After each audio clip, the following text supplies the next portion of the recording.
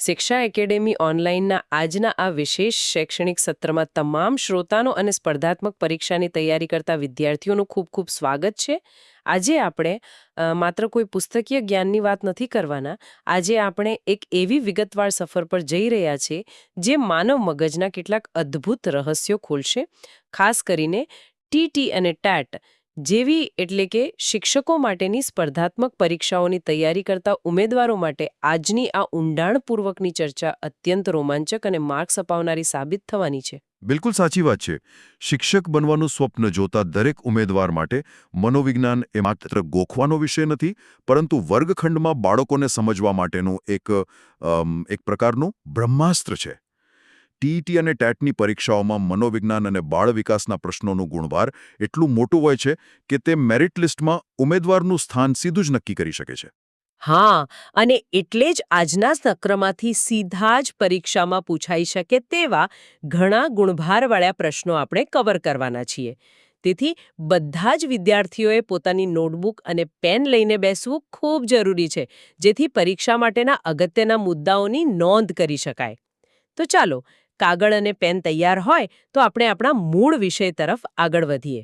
સૌથી પહેલા પાયાની વાતથી શરૂઆત કરીએ. હવે આપણે સ્લાઇડ નંબર 1 સમજીએ. ચોક્કસ. આ સ્લાઇડનું શીર્ષક છે મનોવિજ્ઞાન એક વિજ્ઞાન ધોરણ 11. અહીં વિદ્યાર્થીઓને મનોવિજ્ઞાનના વૈજ્ઞાનિક જગતમાં આવકારવામાં આવ્યા છે. સામાન્ય રીતે લોકો એવું માનતા હોય છે કે મનોવિજ્ઞાન એટલે સામેવાળાના મનની વાત જાણી લેવી કે ચહેરો વાંચી લેવો. પણ અહીં સ્પષ્ટ કરવામાં આવ્યું છે કે આ માનવ વર્તન અને મનની કામગીરીનો તાર્કિક અભ્યાસ છે. હા, અને આ બહુ મોટો ગેરખ્યાલ છે જે આ સ્લાઇડ દૂર કરે છે. સ્પર્ધાત્મક પરીક્ષામાં વિધાનવાળા પ્રશ્નોમાં આ બાબત વારંવાર પૂછાઈ શકે છે. જો વિધાન હોય કે મનોવિજ્ઞાન એ મન વાંચવાની કલા છે, તો તે વિધાન સંપૂર્ણ ખોટું પડશે. મનોવિજ્ઞાન એ કોઈ જાદુ નથી. બરાબર, જાદુ નથી, પણ એક સાયન્સ છે. હા, તે કારણ અને પરિણામના સિદ્ધાંતો પર કામ કરતું વિજ્ઞાન છે. આમાં શૈક્ષણિક અને વ્યવહારિક પાસાઓ પણ છે જે વ્યક્તિગત શાંતિ માટે જરૂરી છે. અહીં સ્માર્ટ બોર્ડ માટે 3D વિઝ્યુલાઇઝેશનનો પણ ઉલ્લેખ છે, જે દર્શાવે છે કે આધુનિક શિક્ષણ પદ્ધતિઓ દ્વારા આપણે મગજની જટિલ પ્રક્રિયાઓને કેટલી સરળતાથી સમજી શકીએ છીએ. શિક્ષકો અને વિદ્યાર્થીઓ બંને માટે આ પ્લેટફોર્મ ખૂબ જ ઉપયોગી છે.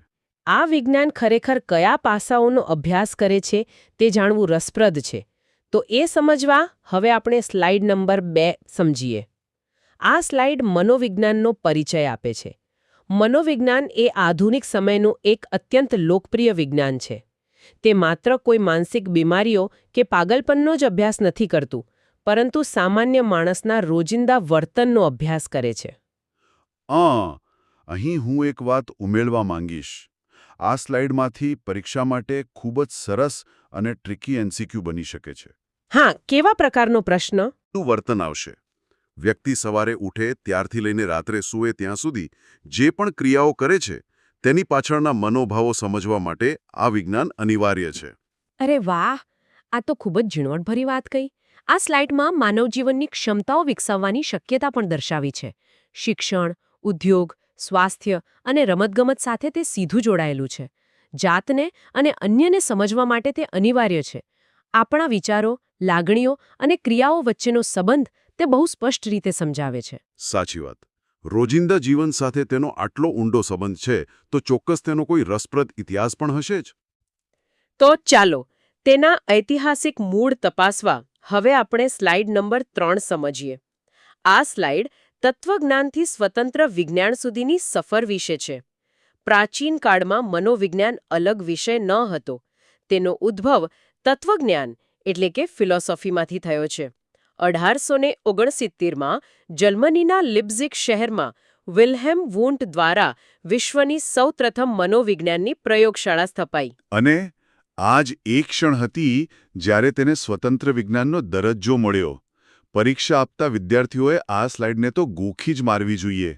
આમાંથી મોસ્ટ ઇમ્પોર્ટન્ટ એમસીક્યુ વારંવાર પૂછાય છે. સીધો પ્રશ્ન આવે છે કે મનોવિજ્ઞાનની પ્રથમ પ્રયોગશાળા કોણે અને ક્યારે સ્થાપી? તો તેનો જવાબ છે વિલ્હેમ વુન્ટે 1869માં લિપ્ઝિગમાં. હા, અને ભારતના સંદર્ભમાં પણ આ માહિતી એટલી જ અગત્યની છે. ભારતમાં તેનો પ્રારંભ 1916માં કલકત્તા યુનિવર્સિટીમાં ડૉક્ટર બોજેન્દ્રનાથ સીલ દ્વારા થયો હતો. જો ભારતના સંદર્ભમાં પ્રશ્ન પૂછાય તો 1916, કલકત્તા યુનિવર્સિટી અને ડૉક્ટર બોજેન્દ્રનાથ સીલ યાદ રાખવા. મુખ્ય પરીક્ષા એટલે કે ટીએટી મેન્સ માટે પણ આ ઉપયોગી છે ને? બિલકુલ. મેન્સ માટે મનોવિજ્ઞાનનો ઉદ્ભવ એ 1, 2 કે 3 માર્કની અગત્યની શોર્ટ નોટ બની શકે છે. આ ઐતિહાસિક સફર દર્શાવે છે કે શરૂઆતમાં આ માત્ર મનનો અભ્યાસ હતો, જે ધીમે ધીમે વિકસીને વર્તનના વૈજ્ઞાનિક અભ્યાસમાં બદલાયો. આ ઐતિહાસિક તથ્યો તો સીધા માર્ક્સ અપાવે તેવા છે. હવે આ વિષયના નામ પાછળનો અર્થ પણ સમજી લઈએ. તેના માટે હવે આપણે સ્લાઇડ નંબર 4 સમજીએ. આ સ્લાઇડ શબ્દનો ઉદ્ભવ અને આધુનિક વ્યાખ્યા સમજાવે છે. અંગ્રેજીમાં જેને આપણે સાયકોલોજી કહીએ છીએ તે શબ્દ 2 ગ્રીક શબ્દો પરથી બનેલો છે. હા, અહીં ભાષા પર ખાસ ધ્યાન આપવું. પરીક્ષામાં જોડકા-જોડો પ્રકારના પ્રશ્નોમાં અવારનવાર પૂછાય છે કે આ કઈ ભાષાના શબ્દો છે.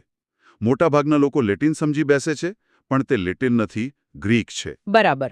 પહેલો શબ્દ છે સાઇક એટલે આત્મા કે મન, અને બીજો શબ્દ છે લોગોસ એટલે વિજ્ઞાન કે અભ્યાસ. એટલે કે શાબ્દિક રીતે તે આત્મા કે મનનું વિજ્ઞાન છે, પરંતુ તેની આધુનિક વ્યાખ્યા ખૂબ સચોટ છે. હા, આધુનિક વ્યાખ્યા મુજબ મનોવિજ્ઞાન એ માનવી અને પ્રાણીના વર્તન, માનસિક પ્રક્રિયાઓ અને અનુભવોનો વૈજ્ઞાનિક અભ્યાસ છે. આ વ્યાખ્યા માત્ર કોઈ અનુમાન નથી, તે સંપૂર્ણપણે તથ્યો પર આધારિત છે.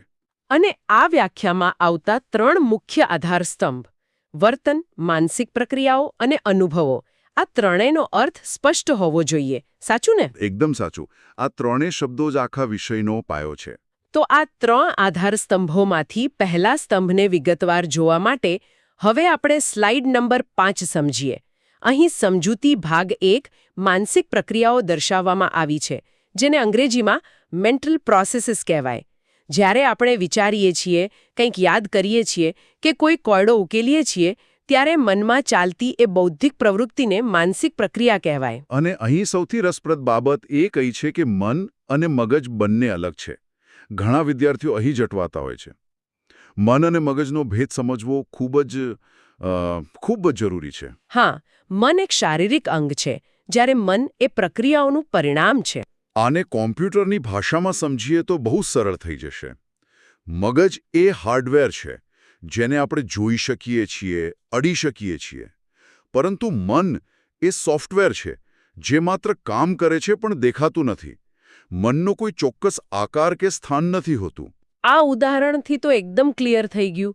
જ્યારે વર્ગખંડમાં વિદ્યાર્થી ગણિતનો દાખલો ગણતો હોય, ત્યારે તેનું ભૌતિક મગજ સક્રિય હોય છે, પરંતુ તે કયો સૂત્ર લગાવવું તે વિચારે છે. તે આંતરિક બૌદ્ધિક કસરત એ જ માનસિક પ્રક્રિયા છે. બરાબર? પરફેક્ટ. અને આ બધું પર્યાવરણ સાથેની આંતરક્રિયાથી જ ઉદ્ભવે છે. નોંધવા જેવી વાત એ પણ છે કે જ્યારે આપણે રાત્રે સૂઈ જઈએ છીએ અને સપના આવે છે, ત્યારે પણ આ માનસિક પ્રક્રિયા ચાલુ જ રહે છે. તે ક્યારેય અટકતી નથી. હા, હાર્ડવેર અને સોફ્ટવેરના ઉદાહરણથી તો આ કોન્સેપ્ટ બિલકુલ મગજમાં બેસી ગયો. હવે આ માનસિક પ્રક્રિયાઓ કઈ રીતે અનુભવમાં પરિણમે છે તે જોવા હવે આપણે સ્લાઇડ નંબર 6 સમજીએ. આ છે સમજૂતી ભાગ 2 અનુભવો.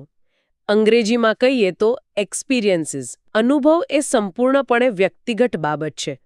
આપણે કોઈ બીજા વ્યક્તિના અનુભવને સીધી રીતે જોઈ શકતા નથી. આ એક શિક્ષક માટે સમજવી સૌથી મોટી ચાવી છે. તમે વિચારો કે વર્ગમાં એક શિક્ષક એક જ વિષય, એક જ પદ્ધતિથી 50 વિદ્યાર્થીઓને ભણાવે છે. છતાં દરેક વિદ્યાર્થીનો તે શીખવાનો અનુભવ અલગ હોય છે. કોઈને ખૂબ મજા આવે છે તો કોઈ કંટાળી જાય છે. એવું કેમ થાય છે? કારણ કે તેમની આંતરિક અને બાહ્ય પરિસ્થિતિઓ અલગ છે. દરેકની સમજવાની ક્ષમતા અને માનસિક સ્થિતિ અલગ છે. આ સ્લાઇડમાં સભાન, અર્ધસભાન અને અચેતન મનના અનુભવોની વાત છે. સભાન મન એટલે અત્યારે આપણે જે ચર્ચા કરી રહ્યા છીએ તેની જાગૃતિ. અને અચેતન મન એટલે? અચેતન મન એટલે આપણા જૂના દબાયેલા અનુભવો જે અંદર છુપાયેલા છે. વ્યક્તિને કદાચ એ યાદ પણ ન હોય, પરંતુ તે વ્યક્તિના વર્તન પર મોટો પ્રભાવ પાડે છે. આ બધા જ અનુભવો ભેગા મળીને આપણા વર્તન અને પ્રતિભાવોને આકાર આપે છે. ખરેખર આંતરિક અનુભવોની અસર આપણા બહારના વર્તન પર પડે જ છે. તો ચાલો વર્તન વિશે વધુ જાણવા માટે હવે આપણે સ્લાઇડ નંબર 7 સમજીએ. અહીં સમજૂતી ભાગ 3 વર્તન સમજાવ્યું છે. વર્તન એટલે કોઈ પણ ઉદ્દીપક સામે પ્રાણી કે માનવી દ્વારા આપવામાં આવતી પ્રતિક્રિયા. આ વર્તન સાવ સરળ પણ હોઈ શકે અને જટિલ પણ હોઈ શકે. હા, સરળ વર્તનનું ઉદાહરણ લઈએ તો તેજ પ્રકાશ આંખમાં આવે ને આપણે તરત આંખનો પલકારો મારીએ. એ સાવ સરળ વર્તન છે. અથવા તે જટિલ પણ હોઈ શકે, જેમ કે પરીક્ષાખંડમાં બેસીને લાંબો નિબંધ લખવો. આ સ્લાઇડમાં બાહ્ય વર્તન અને આંતરિક વર્તનની પણ વાત છે. બાહ્ય વર્તન એટલે ઓવર્ટ બિહેવિયર, જેમ કે હસવું કે રડવું, જેને અન્ય લોકો બહારથી જોઈ શકે. અને આંતરિક વર્તન એટલે કોવર્ટ બિહેવિયર, જેમ કે વિચારવું, જેને કોઈ જોઈ ન શકે. સ્પર્ધાત્મક પરીક્ષા માટે આ બાહ્ય અને આંતરિક વર્તન વચ્ચેનો તફાવત ખૂબ જ અગત્યનો છે. આમાંથી વિધાનોવાળા પ્રશ્નો કે ખરા ખોટા વિધાનો બની શકે છે. ઉદાહરણ તરીકે, જો એવું વિધાન આવે કે સ્મરણ કરવું એ બાહ્ય વર્તન છે, તો વિદ્યાર્થીઓએ તરત સમજી જવું જોઈએ કે તે વિધાન ખોટું છે, કારણ કે સ્મરણ કરવું એ આપણા મનની અંદર થાય છે, એટલે તે આંતરિક વર્તન છે. હા, અને બીજી એક અગત્યની વાત આ સ્લાઇડમાં છે કે માનવીનું વર્તન હંમેશા હેતુપૂર્ણ હોય છે. કોઈ પણ વર્તન કારણ વગર શૂન્યાવકાશમાંથી પેદા થતું નથી. સાથે જ પ્રાણીઓના વર્તનનો તુલનાત્મક અભ્યાસ પણ આમાં સામેલ છે. બરાબર. આ બધી બાબતો સમજવા માટે કેટલાક પારિભાષિક શબ્દો વારંવાર આવી રહ્યા છે. તેને એકદમ પાકા કરવા માટે હવે આપણે સ્લાઇડ નંબર 8 સમજીએ. આ સ્લાઇડમાં મહત્વપૂર્ણ પારિભાષિક શબ્દોની યાદી છે. આ શબ્દો છે ઉદ્દીપક એટલે કે સ્ટિમ્યુલસ, પ્રતિક્રિયા એટલે રિસ્પોન્સ, ચેતન મન, અચેતન મન, અંતઃનિરીક્ષણ, બોધાત્મક પ્રક્રિયા અને પર્યાવરણ. હોવો જોઈએ. ચલો એક એક કરીને જોઈએ. ઉદ્દીપક એટલે એવી કોઈ પણ ઘટના કે વસ્તુ જે તમને પ્રતિક્રિયા આપવા મજબૂર કરે, જેમ કે ગરમ વાસણને હાથ અડી જવો. આને ગરમ લાગતા જ તરત હાથ ખેંચી લેવો, તે પ્રતિક્રિયા થઈ. બિલકુલ. પછી આવે છે અંતઃનિરીક્ષણ. તેનો અર્થ થાય છે પોતાની જ અંદર ડોક્યું કરવું, પોતાના જ વિચારો અને લાગણીઓને જાતે જ તપાસવા. અને બોધાત્મક પ્રક્રિયા એટલે માહિતીને ગ્રહણ કરવી, સમજવી અને યાદ રાખવાની મગજની જે જટિલ પ્રવૃત્તિ છે તેને બોધાત્મક પ્રક્રિયા કહેવાય છે. હા, અને પર્યાવરણ એટલે આપણી આસપાસનું વાતાવરણ જે આપણા વર્તનને અસર કરે છે. આ શબ્દોના અર્થ સ્પષ્ટ હશે તો જ આગળના સિદ્ધાંતો સમજાશે. તો હવે આ પાયાના શબ્દો સમજ્યા પછી મનોવિજ્ઞાનના વિશાળ વ્યાપ વિશે વાત કરીએ. તેના માટે હવે આપણે સ્લાઇડ નંબર 9 સમજીએ. આ સ્લાઇડ મનોવિજ્ઞાનનું બહુપરિમાણીય સ્વરૂપ અને લક્ષણો વિશે છે. આ વિષય માત્ર કોઈ એક ડબ્બામાં બંધ નથી. સાચી વાત છે. તે કારણ અને પરિણામ વચ્ચેનો સંબંધ દર્શાવે છે, એટલે તે વિજ્ઞાન છે. તે પ્રાકૃતિક વિજ્ઞાન પણ છે, કારણ કે તે ભૌતિક અને જીવ વિજ્ઞાનના સિદ્ધાંતોનો ઉપયોગ કરે છે. અને સાથે સાથે તે સામાજિક વિજ્ઞાન પણ છે, કારણ કે માનવી એક સામાજિક પ્રાણી છે. એટલું જ નહીં, તે વાર્તનિક વિજ્ઞાન છે, કારણ કે તેના કેન્દ્રોમાં વર્તન છે. તે વ્યવહારિક ઉકેલો આપે છે. તે ગર્ભાવસ્થાથી લઈને વૃદ્ધાવસ્થા સુધીના સમગ્ર જીવનચક્રનો અભ્યાસ કરે છે. અને સમાજશાસ્ત્ર તથા અર્થશાસ્ત્ર સાથે પણ જોડાયેલું છે. ટીએટીની મુખ્ય પરીક્ષાની તૈયારી કરતા ઉમેદવારોએ ખાસ નોંધ લેવી. મેન્સમાં મનોવિજ્ઞાન એક સામાજિક વિજ્ઞાન તરીકે એ વર્ણનાત્મક પ્રશ્ન તરીકે વારંવાર પૂછાતો હોય છે. મનોવિજ્ઞાન માત્ર પ્રયોગશાળાની 4 દિવાલો પૂરતું સીમિત નથી. માનવી સમાજમાં કેવી રીતે વર્તે છે, ટોળામાં તેનું વર્તન કેવી રીતે બદલાઈ જાય છે, આર્થિક સંકળામણ તેના વર્તનને કેવી રીતે અસર કરે છે, આ બધું જ તેમાં આવરી લેવાય છે. તેથી જ તે બહુપરિમાણીય સ્વરૂપ ધરાવે છે. અને આટલું વિશાળ ક્ષેત્ર હોવાથી અલગ અલગ વિદ્વાનોએ તેને અલગ અલગ રીતે જોયું છે. તે દ્રષ્ટિકોણો જાણવા માટે હવે આપણે સ્લાઇડ નંબર 10 સમજીએ. આ સ્લાઇડ છે મનોવિજ્ઞાનના વિવિધ અભિગમો. અહીં ઘણા રસપ્રદ વાદ આપેલા છે. હા, જો વિદ્યાર્થીઓ આજના સત્રમાંથી કોઈ એક જ સ્લાઇડ ગોખવા માંગતા હોય તો હું કહીશ કે તે આ સ્લાઇડ છે. ટેટ અને ટેટ માટે આ મોસ્ટ વોન્ટેડ ટોપિક છે. આમાંથી જોડકા જોડોના પ્રશ્નો તો ફરજિયાત પૂછાય જ છે. તો ચાલો આ અભિગમો સમજીએ. જેમ કે વુન્ટનો રચનાવાદી અભિગમ, સમષ્ટિવાદી એટલે કે ગેસ્ટાલ્ટ અભિગમ જે સમગ્રતા પર ભાર મૂકે છે, જે બી વોટસનનો વર્તનવાદી અભિગમ જે માત્ર બાહ્ય વર્તનને જ માને છે, બોધાત્મક અભિગમ જે મનની તુલના કોમ્પ્યુટર સાથે કરે છે. અને પછી આવે છે સામાજિક સાંસ્કૃતિક અભિગમ. ત્યારબાદ સિગમન્ડ ફ્રોઇડનો મનોવિશ્લેષણાત્મક અભિગમ જે અચેતન મનને મુખ્ય માને છે, અને માનવવાદી અભિગમ જે માનવીની સ્વતંત્ર ઈચ્છાશક્તિ સ્વીકારે છે. દરેક અભિગમનો કોન્સેપ્ટ સમજી લઈએ. ગેસ્ટાલ્ટ એટલે સમગ્રતા. જેમ કે આપણે કોઈ સુંદર પેઇન્ટિંગ જોઈએ તો આખું ચિત્ર એકસાથે જોઈએ છીએ, માત્ર લાલ કે લીલા રંગના ટપકા અલગથી નથી જોતા. અને વોટસનનું શું કહેલું છે?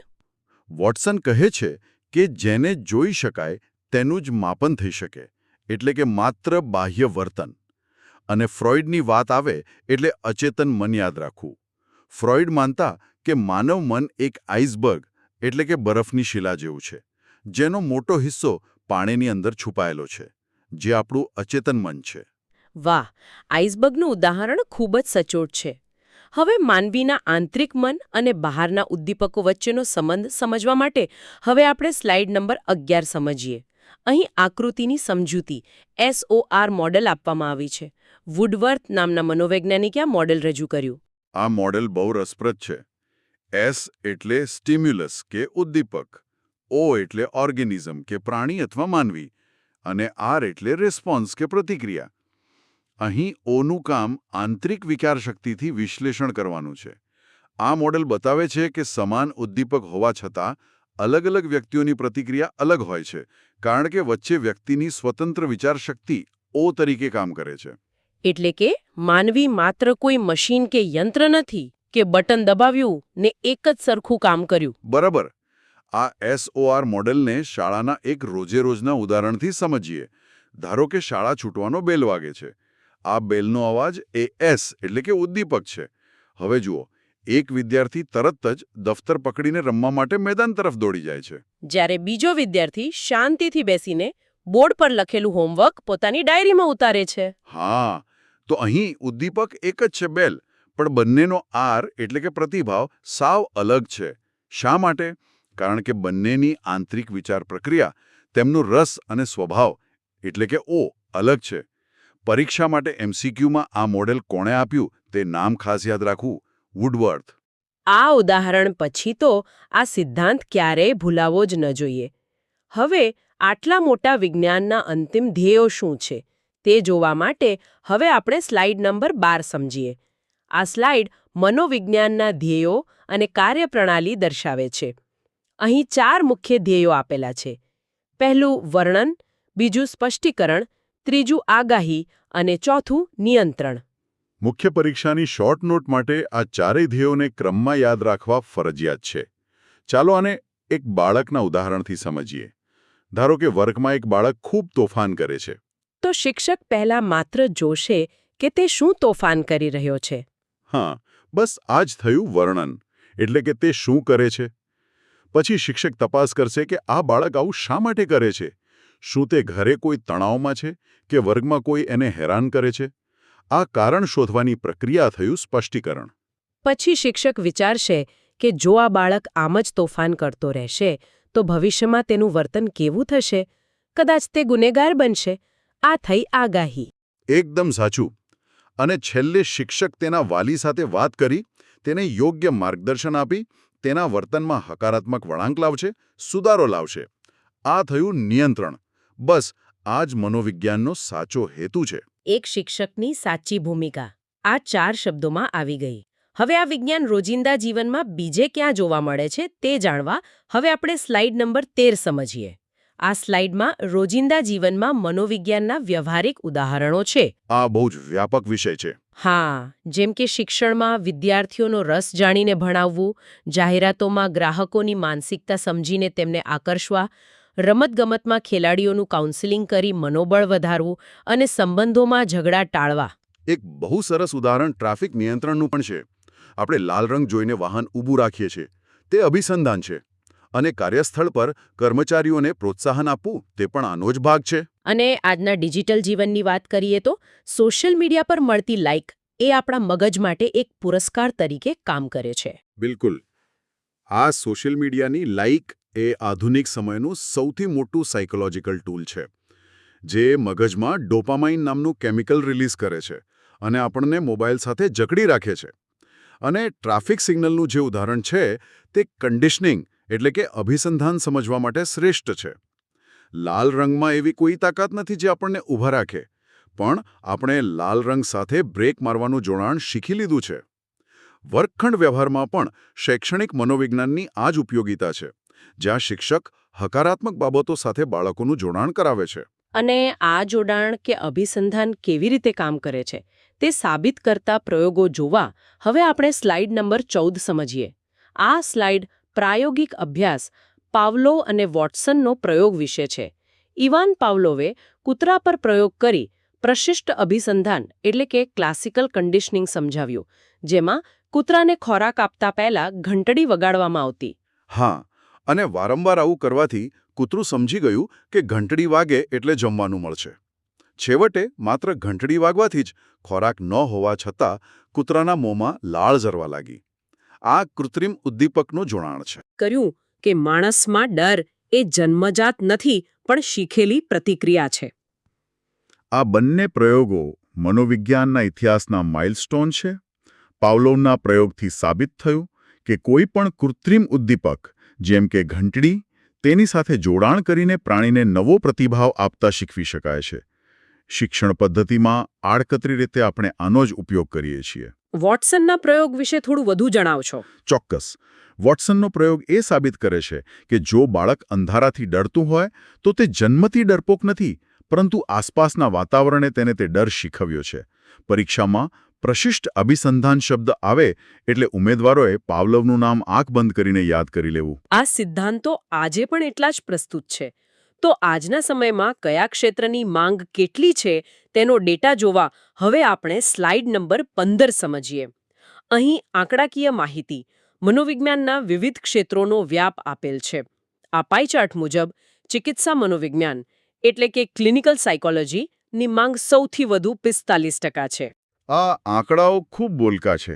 હા, શૈક્ષણિક મનોવિજ્ઞાન 20% સાથે બીજા ક્રમે છે. ઔદ્યોગિક અને સંગઠનલક્ષી ક્ષેત્રે 15%, સામાજિક અને અન્ય ક્ષેત્રે 10% અને સ્પોર્ટ્સ તથા ફોરેન્સિક ક્ષેત્રે 10% વ્યાપ ધરાવે છે. માનસિક સ્વાસ્થ્ય અંગે જાગૃતિને કારણે ચિકિત્સા મનોવિજ્ઞાન મોખરે છે. આ ડેટા પરથી પરીક્ષામાં ડાયરેક્ટ એમસીક્યુ બની શકે. પ્રશ્ન પૂછાય કે હાલમાં મનોવિજ્ઞાનની કઈ શાખાનો વ્યાપ સૌથી વધુ છે? તો જવાબ ચિકિત્સા મનોવિજ્ઞાન આવશે.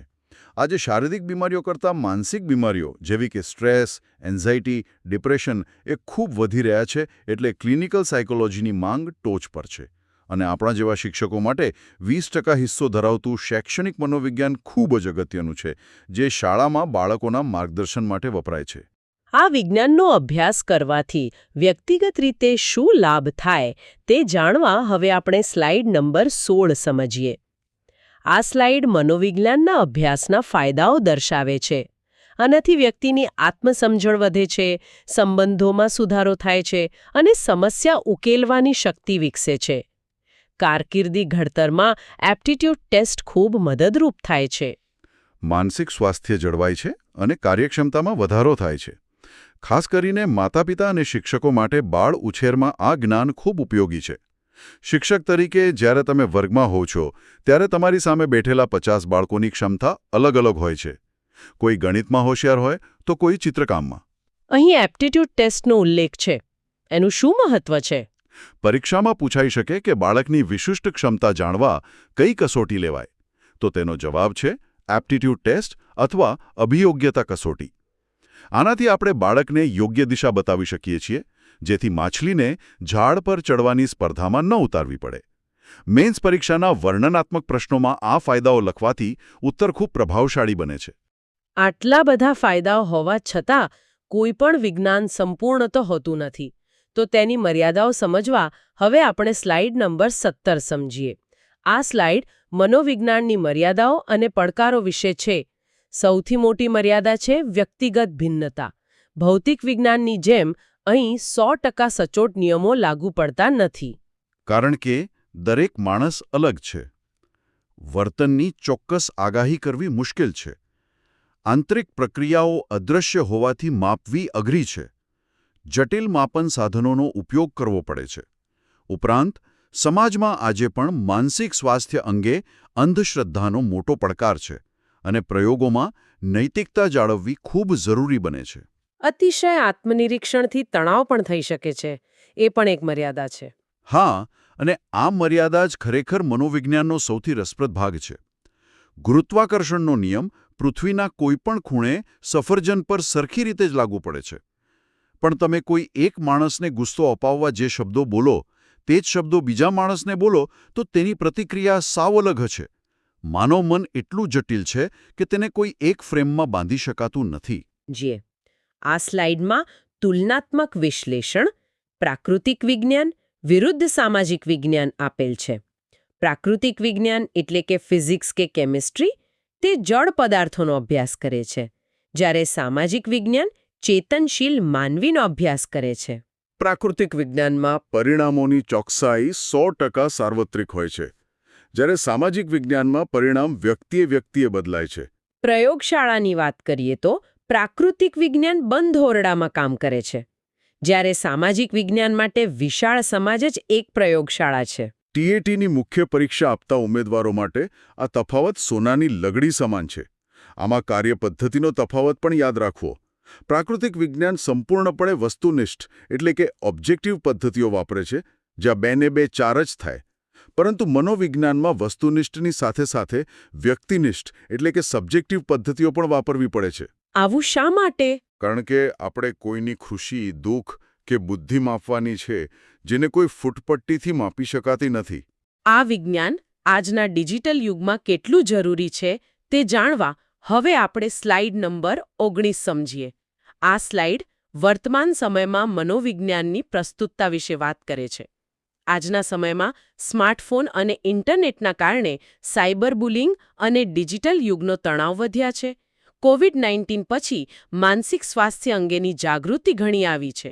અને કોર્પોરેટ જગતમાં કામના ભારણને પહોંચી વળવા સ્ટ્રેસ મેનેજમેન્ટની અત્યંત જરૂરિયાત ઊભી થઈ છે. અહીં એક રસપ્રદ નવો મુદ્દો છે અવકાશ મનોવિજ્ઞાન એટલે કે સ્પેસ સાયકોલોજી, જેમાં એકાંતની તાલીમ અપાય છે. સાથે ફોરેન્સિક સાયકોલોજીમાં ગુનેગારોની માનસિકતા સમજવામાં આવે છે અને આધુનિક શિક્ષણમાં ગોખણપટ્ટી ટાળવા પર ભાર મુકાયો છે. આ વર્તમાન પ્રવાહો એટલે કે કરંટ અફેર્સ સાથેનું જોડાણ છે.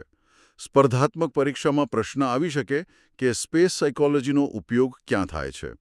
જ્યારે આપણા અવકાશ યાત્રીઓ મહિનાઓ સુધી સ્પેસ સ્ટેશનમાં એકદમ એકાંતમાં રહેવાના હોય, ત્યારે તેમનું માનસિક સંતુલન જાળવી રાખવા માટે આ તાલીમ અપાય છે. શિક્ષણમાં પણ નવી રાષ્ટ્રીય શિક્ષણ નીતિ ગોખણપટ્ટી ટાળીને બાળકના સર્વાંગી વિકાસ પર ભાર મૂકે છે, જે સંપૂર્ણપણે મનોવિજ્ઞાનના સિદ્ધાંતો પર આધારિત છે. આધુનિક જમાનામાં મનોવિજ્ઞાનની આટલી મોટી ભૂમિકા છે તો તેણે સમાજ પર કેવો પ્રભાવ પાડ્યો છે તે જોવા હવે આપણે સ્લાઇડ નંબર 20 સમજીએ. આ સ્લાઇડમાં સમાજ અને માનવ જીવન પર પ્રભાવ દર્શાવેલ છે. આ વિજ્ઞાને સૌથી મોટું કામ સમાજમાંથી અંધશ્રદ્ધાઓ દૂર કરવાનું કર્યું છે. કોઈ પણ માનસિક બીમારી એ કોઈ પાપનું ફળ નથી કે વળગાડ નથી, તે સમજાવ્યું છે. પૂર્વગ્રહો ઘટાડવામાં પણ મોટો ફાળો આપ્યો છે. નેતૃત્વ, સહકાર અને લોકશાહીના મૂલ્યોનો વિકાસ કર્યો છે. બાળકો, સ્ત્રીઓ અને વૃદ્ધોના અધિકારો પ્રત્યે સમાજને વધુ સંવેદનશીલ બનાવ્યો છે. અને ગુનેગારોના કિસ્સામાં માત્ર કઠોર સજા આપવાને બદલે તેમના વર્તનમાં સુધારો લાવવા પર એટલે કે રિહેબિલિટેશન પર ભાર મૂક્યો છે. તેણે માનવ જીવન શાંત અને ગુણવત્તાયુક્ત બનાવ્યું છે. અગાઉના સમયમાં જો કોઈ બાળક ધીમું શીખતું હોય તો તેને ડફોળ ગણીને સજા થતી. પરંતુ આજે મનોવિજ્ઞાનના કારણે આપણે સમજી શક્યા છીએ કે તે લર્નિંગ ડિસેબિલિટી હોઈ શકે છે. શિક્ષક તરીકે સમાજમાં આ હકારાત્મક પરિવર્તન લાવવાની જવાબદારી આપણી છે. ક્રિમિનલ સાયકોલોજી એ શોધે છે કે કયા સંજોગોએ વ્યક્તિને ગુનો કરવા મજબૂર કર્યો અને તેમાં કેવો સુધારો લાવી શકાય. આ એક બહુ જ સુંદર દૃષ્ટિકોણ છે. હવે આખી ચર્ચાના અંત અને પરીક્ષાની અંતિમ તૈયારીના ભાગરૂપે હવે આપણે સ્લાઇડ નંબર 21 સમજીએ. આ સ્લાઇડ નિષ્કર્ષ અને પરીક્ષા માટેની ટિપ્સ વિશે છે. આપણે અત્યાર સુધી મનોવિજ્ઞાનનો ઉદ્ભવ, વ્યાખ્યા, એસઓઆર મોડેલ, ધ્યેયો અને વિવિધ ક્ષેત્રોમાં તેની ઉપયોગિતાની વિગતવાર ચર્ચા કરી. પરીક્ષા પહેલા ઝડપી રિવિઝન માટે આ તમામ સિદ્ધાંતોનું એકત્રીકરણ કરવું ખૂબ આવશ્યક છે. ચોક્કસ. સ્પર્ધાત્મક પરીક્ષાઓમાં ધીરજ અને સ્માર્ટ વર્ક બંને જરૂરી છે. આજે આપણે જે વુન્ટ, વોટસન, ફ્રોઇડ અને પાવલોવના સિદ્ધાંતો જોયા, આ બધી જ બાબતોનું એક નાનું માઇન્ડ મેપ ઉમેદવારોએ બનાવી લેવું જોઈએ. માત્ર વાંચવા કરતાં કોન્સેપ્ટ્સને વાસ્તવિક જીવન સાથે જોડશો તો પરીક્ષામાં કોઈ પણ ટ્રિકી પ્રશ્ન અઘરો નહીં લાગે.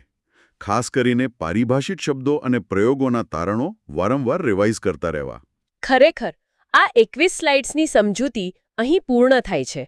આશા છે કે આ સત્ર તમામ ઉમેદવારો માટે એક મજબૂત શૈક્ષણિક પાયો સાબિત થશે. આખી ચર્ચાનો અંત કરતા એટલું જ કહેવાનું કે મનોવિજ્ઞાન આપણને આપણા વર્તનના વૈજ્ઞાનિક કારણો આપે છે, પણ અંતે એક વિચારવા જેવો પ્રશ્ન મૂકીને જાઉં છું. જો મનોવિજ્ઞાન એમ કહે છે કે આપણા દરેક વર્તનની પાછળ કોઈ ચોક્કસ ઉદ્દીપક અને તેનું આંતરિક જોડાણ જવાબદાર છે, તો આપણા રોજિંદા જીવનના નિર્ણયોમાં આપણી પોતાની સ્વતંત્ર ઈચ્છાશક્તિ એટલે કે ફ્રી વિલ ખરેખર કેટલી છે? શું આપણે માત્ર આપણા વાતાવરણ અને સંજોગો દ્વારા પ્રોગ્રામ થયેલા પૂતળા છીએ કે પછી ખરેખર આપણે આપણા નિર્ણયોના માલિક છીએ? આ ગહન વિષય પર શાંતિથી વિચાર કરજો. અદ્ભુત કૃષ્ણ. આ વિચાર સાથે આપણે સૌએ જાત તપાસ કરવી રહી. આજના આ શૈક્ષણિક સત્રમાં જોડાવા બદલ અને માનવ મનની આ રોમાંચક સફર અમારી સાથે પૂરી કરવા બદલ તમામ વિદ્યાર્થીઓનો ખૂબ ખૂબ આભાર.